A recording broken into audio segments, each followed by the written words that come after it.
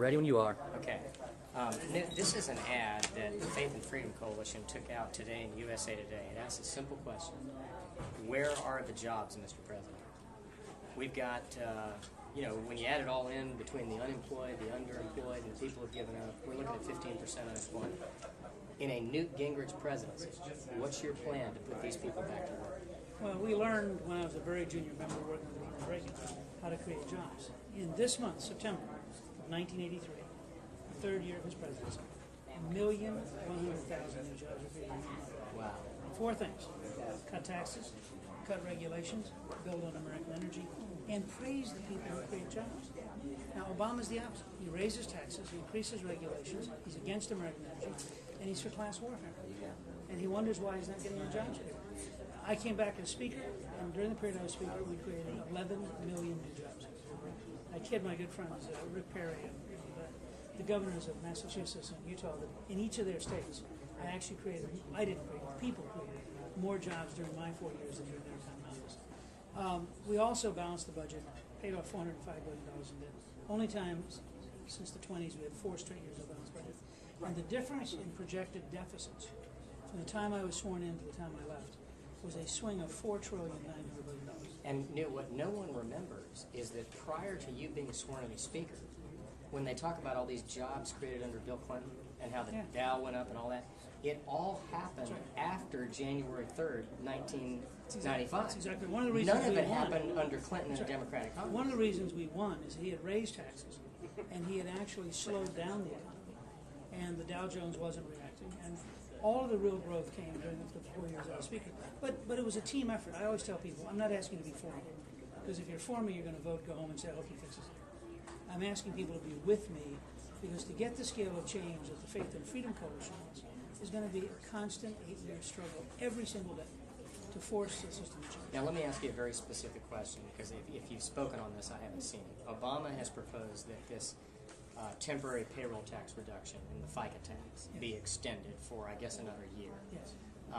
Wall Street Journal has said, we've never met a tax cut we didn't like, but this one doesn't do really anything to create jobs or wealth. Where do you come down on? Well, it doesn't create jobs, but I would not raise the tax. I think when you have this many million Americans unemployed, you have 30% of the people with a job worried about being unemployed. To go back and raise their taxes, cut their family budgets in this environment doesn't make any more sense than it does to raise taxes than anybody else. So I wouldn't raise this tax, but I would do that for the ability of working Americans to buy things, not to create jobs. My tax plan would include zero capital gains tax, bring in hundreds of billions of dollars from investment, 100% expensing, so every farmer, every factory, every doctor, every office could write off all new equipment in 1 year, make us the most modern workforce in the world.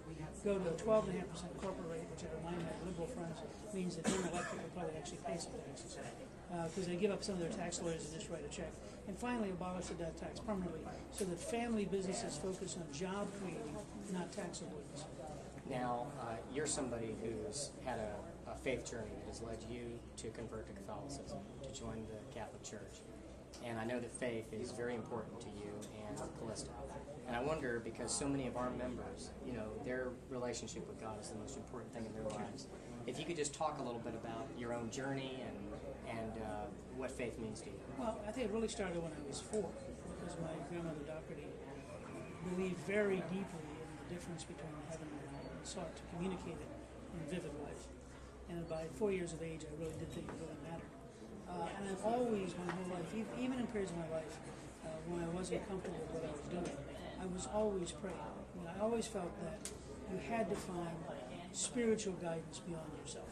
But I was asked the other day, what should a president do? And I said, I can't imagine a president who wouldn't pray. And if you look at Lincoln, who's one of the best examples, his second inaugural, in 702 words, references God 14 times and has 2 quotes from the Bible, because the pressure of the office had driven him back to God in a way that would not have been true in 1860. So I just tell people, spiritual life has to be the center ultimately of defining who you are, because it's the key to you living beyond yourself. If you truly are in a secular world in which life only is this immediate, then it has no real meaning. But if you understand that there is a spiritual world beyond the immediate, it changes everything about you. Well, Newt, we really appreciate you being here. I know you're going to get a great response, and good luck this weekend Thank in you. Straw Poll.